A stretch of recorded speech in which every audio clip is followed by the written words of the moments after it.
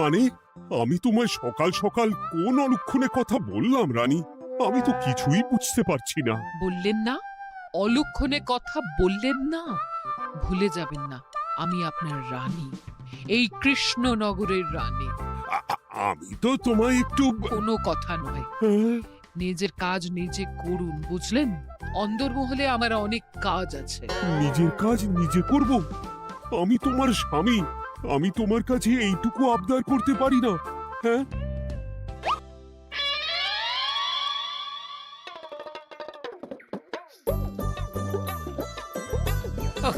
আজ গিন্নির সাথে বচসা করতে গিয়ে দেরি হয়ে গেল। মহারাজ আবার আমার দেরি দেখে রেগে না যান।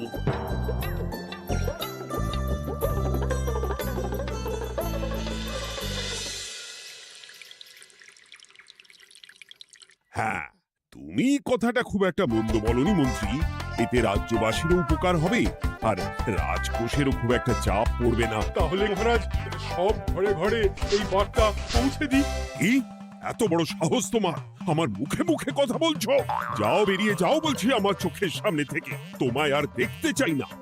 আমি আবার কি বললাম মহারাজ? কি বললে মানে? কি বলতে বাকি রাখলে শুনি? বলছিলাম কি, অপরাধ নেবেন না মহারাজ, সেনাপতি তো। চুপ, একদম চুপ। আমি মরছি নিজের জ্বালায়, আর তুমি ওই ভুল ভাল বলে আমার মাথা বিগড়ে দিতে চাইছো?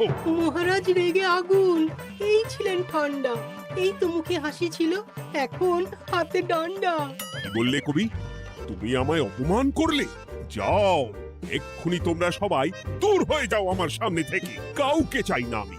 এই মুহূর্তে রাজসভা আমি শূন্য দেখতে চাই, না হলে আজ সব কটা গর্দান নেব আমি। যাও বলছি।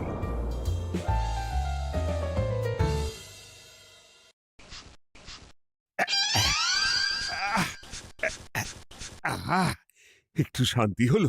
ভেবেছিলাম রাজসভায় করব তাই রে নাই রে, রাজা দিলেন ঘর ধাক্কা, এখন সবাই বাইরে। সে তো তোমার জন্য, তুমিই তো বেমক্কা একটা এমন কবিতা বললে। আহ, কেন এইভাবে চড়ছেন মন্ত্রী মশাই? দোষ তো আপনারও। আপনি তো কি একটা বলে রাজা মশাইয়ের মাথা গরম করে দিলেন। আমি আবার কি বলেছি? আরে মহারাজ তো সেনাপতির ওপর রেগে গেলেন। আরে বাবা, আমি আবার কি করলাম? পণ্ডিত মশাই কি সব বলে দিলেন, তখনই তো মহারাজ। এই আমার নামে একটা অসাধু বাক্য বললেই আমি কিন্তু। এ কি কাণ্ড! কৃষ্ণনগর রাজসভার সভারত্নরা বাইরে বের হয়ে কি মহা হট্টগোল শুরু করলেন। মহারাজ সবাইকে একসাথে ঘাড় ধাক্কা দিয়েছে। ওরে বাবা, এতগুলো ঘাড়ে রাজামশাই একসাথে ধাক্কা দিলেন কিভাবে? আচ্ছা, দোষটা কে করলো? দোষ করেছে ও, দোষ করেছে ও। দোষ করেছে ও। দোষ করেছে ও। এবারেও কেউ একমত হতে পারলেন না কে দোষ করেছে। আচ্ছা বেশ, কি হয়েছে কেউ একটা খুলে বলুন দেখি। আমি বলছি, মহারাজ বেশ খোশ মেজাজি ছিলেন, কিন্তু হঠাৎ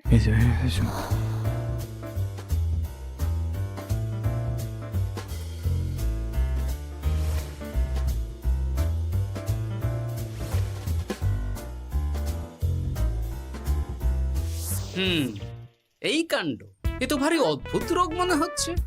মহারাজের আচমকা মাথায় রক্ত চড়ে গেল নাকি? হ্যাঁ, মহারাজ আপনাদের রাজসভায় ডেকেছেন। ওরে বাবা না, যাব না গো আমি, আমার কাছে আমার প্রাণ সবচেয়ে দামি। আমিও যাব না, নির্ঘাত মহারাজ গর্দান নিতেই ডাকছেন। আমিও যাব না গোপাল, আমারও প্রাণের বড় মায়া। আচ্ছা, এটা কি কোনো কথা হলো? হ্যাঁ, প্রাণের মায়া কার নেই বলুন তো? আর মহারাজ যে গর্দান নিতেই ডাকছেন তার কি কোনো মানে আছে? অন্য কারণও তো হতে পারে। তুমি কি করে বুঝলে? হ্যাঁ, বুঝতে পারিনি, তবে আন্দাজ করেছি। তোমাদের কথাতেই শুনলাম মহারাজ খোশ মেজাজেই ছিলেন, সহসা রেগে গেছেন। আবার যে সহসা খোশ মেজাজেই ফেরেননি, তাই কি বলা যায়? এটা তুমি বলনি তো বন্ধু, চলো সবে ফিরিয়ে আনি রাজসভার ছন্দ। আরে গোপাল, এসো এসো এসো। তা এত দেরি করলে কেন? বাকিরা কোথায়? তারা আসছেন মহারাজ। আপনি তাদের ডেকেছেন, তাদের ঘাড়ে কটা মাথা যে তারা আসবেন না। কিন্তু মহারাজ, আমি অন্য কথা ভাবছি। কি কথা গোপাল? আপনি নাকি সভায় আজ হঠাৎ সবার উপরে রেগে গিয়ে তাদের সভা থেকে বের করে দিয়েছেন মহারাজ। এ কি সত্যি মহারাজ? আরে না না গোপাল, মোটেও না। বলতে পারো আমি সবার সাথে একযোগে একটা রসিকতা করছিলাম। আমি দেখছিলাম সবাই আমার রসিকতা কেমন বুঝতে পারে। তাই নাকি? আসলে তুমি ছিলে না বলেই এরা কেউ আমার রসিকতা ধরতে পারেনি। এ কি সত্যি মহারাজ? আপনি সত্যি আমাদের উপর কোনো রাগ করেননি? হুম, এ কি এই সব কিছুই আপনার রসিকতা ছিল? ও মা, তাই নাকি মহারাজ? এই যে আপনি শুনিয়ে দিলেন কথা কড়া কড়া, সবকিছুই ছিল আসলে নিছক মজা করা। আহ, আবার যত সব বাজে বকছো তোমরা। এত কথা কেন? তোমরা কেউ আসলে মহারাজ কৃষ্ণচন্দ্রের রাজসভার যোগ্য নও। যাও, যাও, দূর হয়ে যাও। কিন্তু মহারাজ, এই যে আপনি বললেন। আহ, তুমি সবার আগে যাও তো। তুমি হলে সব নষ্টের গোড়া। যাও বলছি, আমার আর ভালো লাগছে না। যাও। জপ বাবা।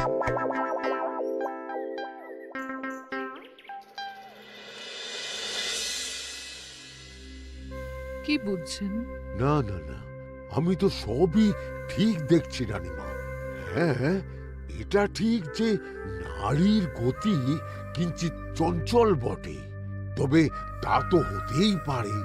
বাকি সবটাই ঠিকই আছে। তাহলে এমন হচ্ছে কেন? মহারাজ এইভাবে যখন তখন রেগে যাচ্ছেন কেন? আজ শুনলাম আপনাদের সভা থেকে দুবার বের করে দিয়েছেন, আবার ফিরিয়ে এনেছেন। হুম, হুম, হুম। আমি ওষুধ পাঠিয়ে দিচ্ছি, আর মহারাজের কিঞ্চিত বিশ্রামের দরকার। হ্যাঁ, তোমার মাথা আর আমার মুন্ডু। বলি, আমি বিশ্রাম নিলে রাজকার্যকে চালাবে শুনি তুমি, নাকি ওই অকর্মার ঢেকি মন্ত্রী? না মানে ওই আমি। যাও, আর আমার কথা বলতে ভালো লাগছে না। আমাকে একটু একা থাকতে দাও।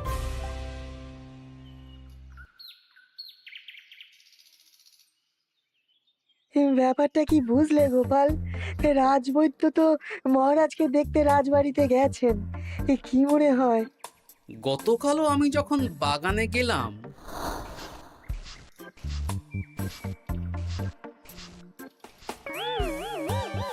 গোপাল, তোমার কি মনে হয় মহারাজকে কোন রোগে ধরেছে? এই রেগে যাচ্ছেন, আবার এই মাথা ঠান্ডা হয়ে গিয়ে ডেকে পাঠাচ্ছেন। আমি বলি কি গোপাল, তখন সবার সামনে বলিনি বটে, তবে এখন তোমার সামনে স্বীকার করতে বাধা নেই। কি কথা বিজ্ঞানী? মহারাজের এই রাগের কারণ হয়তো আমি। আমার মনে হয় আমার দোষেই উনি এরকম বারবার রেগে যাচ্ছেন। কেন? আসলে মহারাজ আমাকে একটা মাথা যন্ত্রণা সারার ওষুধ আবিষ্কারের দায়িত্ব দিয়েছিলেন, তো আমি অনেক চেষ্টা করেও সেই ওষুধটা আবিষ্কার করতে পারিনি। যেটা আবিষ্কার করেছি তাতে সেরকম কাজ হচ্ছে না। আমার মনে হয় ওনার মাথা ব্যথা থেকে এরকম হচ্ছে। সে যাই হোক, তুমি কিছু একটা করো গোপাল। মহারাজের অসুখ কিভাবে সারানো যাবে সেটা নিয়ে কিছু একটা ভাবো। ভাবতে তো হবেই। আজ সন্ধেবেলায় তুমি তোমার বাড়িতে বাকি সভাসদদের ডেকে আনো, আমি সমাধান সঙ্গে নিয়ে সময় মতো চলে আসবো। আচ্ছা বেশ, তাই হবে। আমি এখনই বাকিদের খবর দিয়ে দিচ্ছি। আর বিজ্ঞানী, একটু এদিকে এসো তো, একটা কথা আছে।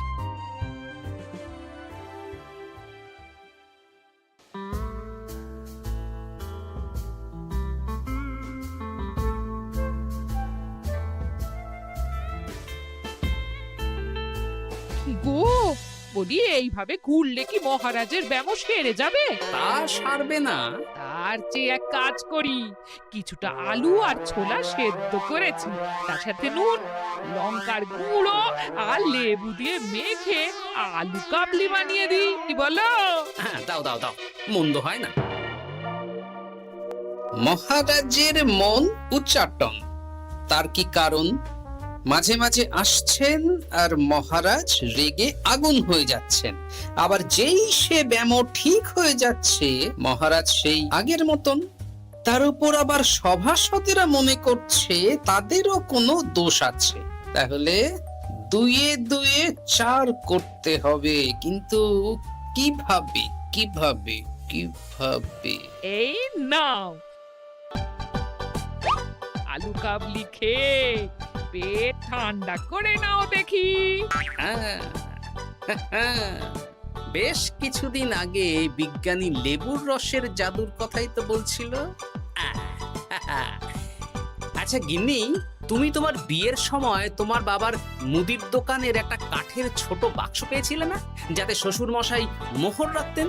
উমা, সে বাক্স তো ঝুলকালি মেখে আছে গো, তা দিয়ে তোমার কি হবে? ঝুলকালি লেগেছে? বাবা বাবা বাবা, তাতে তো আমার কাজ আরো ভালো হবে। যাও যাও যাও, নিয়ে এসো দেখি। আমি ততক্ষণে বেশ খানিকটা অদৃশ্য কালি বানিয়ে ফেলি। না না, আমি তো বলছি মহারাজের কোনো রোগ নেই, সামান্য উদ্বেগ ছাড়া আর কোনো সমস্যাই নেই মহারাজের। তাহলে মহারাজ আমাদের এই তুর্কি নাচন কেন নাচাচ্ছেন শুনি, মস্করা করে? তাই তো উত্তর জানা চাই তো। আর এই যে এত জরুরি তলব পাঠিয়ে গোপাল আমাদের ডেকে পাঠালো, তার তো টিকিরও দেখা নেই। গোপাল কি করবে শুনি? যে রোগ আদপেই নেই সেই রোগ কিনা ওই গোপাল ছাড়াবে? আমার তো বিশ্বাসই হয় না। বিশ্বাসে মিলায় বস্তু, তর্কে বহু দূর, তাই না মন্ত্রী মশাই? পেলে গোপাল, মহারাজের রোগ সারাবার কোনো উপায় পেলে? আচ্ছা গোপাল, রাজবৈদ্য বলেছেন মহারাজের কোনোই অসুখ নেই, তা তুমি কি সারাবে শুনি? হ্যাঁ, রোগ হয়তো রাজবৈদ্য মশাই ধরতে পারেননি, কিন্তু কিছু তো আছেই যার জন্য মহারাজ এমন আচরণ করছেন, তাই না? তা তুমি বলো না মহারাজ এমন কেন করছেন, আর কি তার সমাধান? এক এক করে বলি। আমি ভেবে দেখলাম এর জন্য আমরাই দায়ী। বলো কি? আমরা সবাই কোনো না কোনো সময়ই মহারাজের রাগের কারণ হয়েছি, তাকে আঘাত দিয়েছি, বিষণ্ণ করেছি। ইচ্ছে করে করিনি হয়তো, কিন্তু করেছি। আর মহারাজ সেই সব কথা বুকে চাপা দিয়ে রেখেছেন। তুমি বলতে চাইছো অতীতে সেই সব ভুলের কারণেই মহারাজ এমন করছেন? আমার তো তাই মনে হয় সেনাপতি। আচ্ছা তর্কের খাতিরে যদি তাই ধরে নি, তাহলে এখন আমাদের কি করণীয়? আমরা তো কাল যন্ত্রে চেপে অতীতে ফিরে যেতে পারবো না যে সেই সব ভুলগুলো শুধরে দেব। তা হয়তো হবে না, কিন্তু কিংকর্তব্য বিমূঢ় বাবার আদেশ যদি মানি, তাহলে এই সমস্যার সমাধান সম্ভব মন্ত্রী মশাই। কি বললে?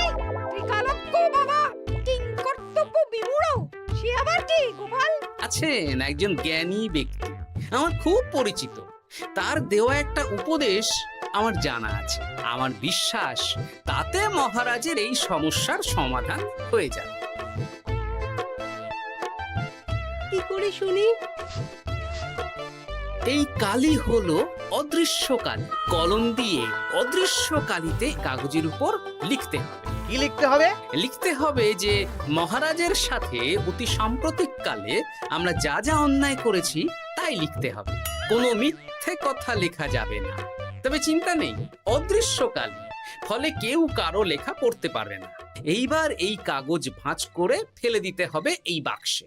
বাক্সে তালা, তার চাবি থাকবে মন্ত্রী মশাইয়ের কাছে। আবার আমার কাছে কেন? পরে যাতে কোনো সন্দেহ না করেন, যা সন্দেহবাতিক মৌন আপনার। বললে এইবার এই বাক্স সারা রাত নদীর ধারে বটতলায় পড়ে থাকবে, চাঁদের আলো পান করবে। তারপর সকালে আমরা সবার সামনে এই বাক্স ফেলে দেব নদীর জলে। সবার অন্যায় সারা রাত চাঁদের আলো পান করে শুদ্ধ হয়ে ভেসে যাবে নদীর জলে। ব্যাস ব্যাস, আমরা সবাই পাপ মুক্ত হয়ে যাব। একদম সবাই শুদ্ধ হয়ে যাব, আর মহারাজের ব্যায়ামও সেরে যাবে। কিন্তু তুমি কোনো চালাকি করছো না তো গোপাল? অদৃশ্য কালিতে লেখার সাথে আমি আর কোন চালাকি করব মন্ত্রী মশাই? দেখুন, আমি একটা কাগজে লিখছি। কি কিছু বোঝা যাচ্ছে? সত্যি তো কিছু বোঝা যাচ্ছে না যে আদৌ কিছু লেখা হয়েছে কি হয়নি। তাহলে লেখা শুরু করা যাক। এক এক করে লিখুন আর কাগজ ভাঁজ করে বাক্সে ভরে দিন। আর হ্যাঁ, একদম মিথ্যে কথা লিখবেন না, তাহলে কিন্তু লেখাগুলো অদৃশ্য থাকবে না, ফুটে উঠবে। আচ্ছা গোপাল, বুঝেছি। কলম কালি মন, লেখে 3 জন। মিথ্যে কথা লিখে দিলেই ঘটবে অঘটন। আমি বাক্সটা নদীর পাড়ে সঠিক জায়গায় রেখে আসব। তারপর কাল সকালে সবাই মিলে এই বাক্স ফেলে দেব নদীর জলে। ঠিক আছে?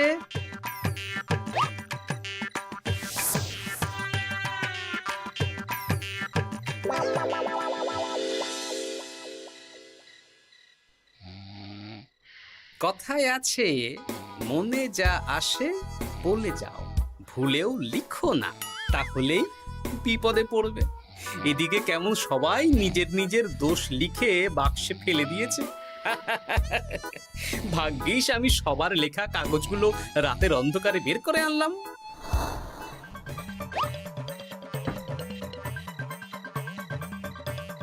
এইবার এই কাগজগুলো ঢুকিয়ে দিলেই কেল্লা ফতে। এখন সবার পাপের স্বীকারোক্তি আমার হাতের মুঠোয়।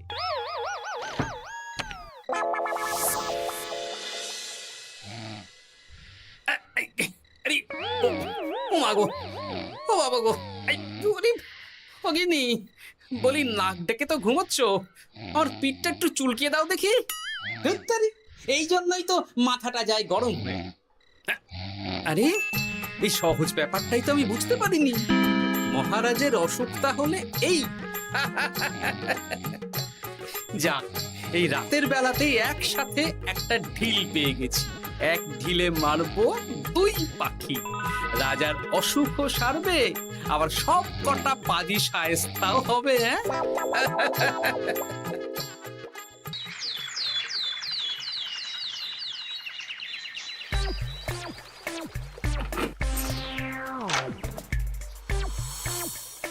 কি এইবার শান্তি হয়েছে তো মন্ত্রী মশাই? যেমন অদৃশ্য লেখা ছিল সেরকমই আছে তো? কিন্তু এতে কি মহারাজের রোগ সেরে যাবে? যাবে না মানে? মনে করুন সেরে গেছে।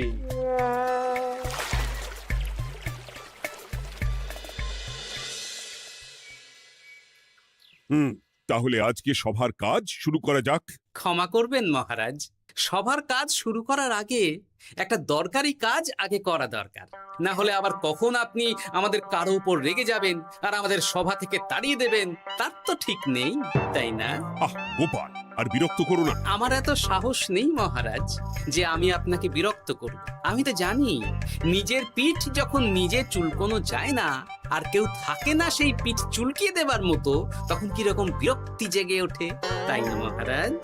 এ কি গোপাল, তুমি এত কিছু কি করে জানো? জানাই তো আমার কাজ মহারাজ। আর এও জানি যে আপনার এই বিরক্তির পেছনে সভাসদগণের ভূমিকা ঠিক কি। তার মধ্যে তুমিও আছো গোপাল, তাই না? আছি, পুরো মাত্রায় আছি মহারাজ। তবে হ্যাঁ, আমি কিন্তু তাই বলে রাজকোষের হিসেবে গোলমাল করে মহারাজের কোপের কারণ হইনি মন্ত্রী মশাই। এটা কি গোপাল আন্দাজে বলছে? না হলে কাল অদৃশ্য কালিতে আমি কি লিখেছি সেটা জানলো কি করে? এই, আমি যা লিখেছি সেটাও কি গোপাল পড়ে ফেলেছে নাকি? যাকে পড়লেই বাকি, সব লেখা তো ওই নদীর জলে ভেসে গেছে। আমি যে লিখেছি তার প্রমাণ কি? তবে আর চিন্তা নেই মহারাজ, সমস্যার সমাধান হয়ে গেছে। এখন থেকে আপনি যতক্ষণ রাজসভায় থাকবেন, প্রথমে মন্ত্রী মশাই, তারপর পণ্ডিত মশাই, আর তারপর রাজবৈদ্য পালা করে আপনার পিঠ চুলকে দেবে। কেন আমি কেন চুলকে দেবো? না দিলে যে আপনার কপালে অনেক বড় শাস্তি ঝুলছে মন্ত্রী মশাই। রাজকোষে যে জালিয়াতি আপনি করেছেন তার স্বীকারোক্তি আমি হাজির করব যে মহারাজের সামনে।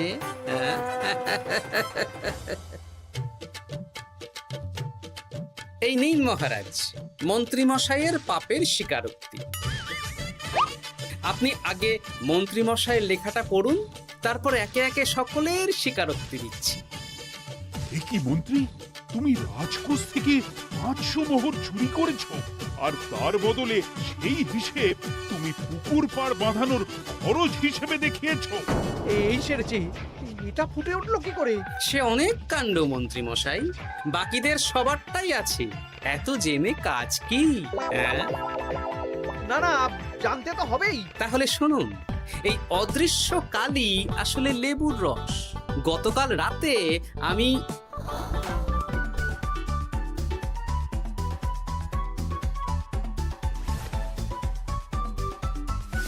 এবার লেবুর রসে অদৃশ্য লেখা কেন বা কিভাবে ফুটে উঠলো সেটা বিজ্ঞানী বোঝাবে। লেবুর রসে লেখা আগুনের তাপে ধরলে ফুটে ওঠে, কারণ লেবুর রসে থাকা অম্ল কাগজের সাথে থাকা শ্বেতসারের সাথে বিক্রিয়া করে এবং তাপ পেলে সেই বিক্রিয়া দ্রুত হয়ে কাগজের শ্বেতসার রাসায়নিকভাবে পরিবর্তিত হয়ে গাঢ় রং ধারণ করে। অনেক দিন আগে বিজ্ঞানীর কাছে ব্যাপারটা জেনেছিলাম, আজ কাজে করে দেখালাম। এবার মন্ত্রী মশাই দেখুন, মহারাজের সেবা করা ভালো না তার বদলে চাবুক খাওয়া ভালো?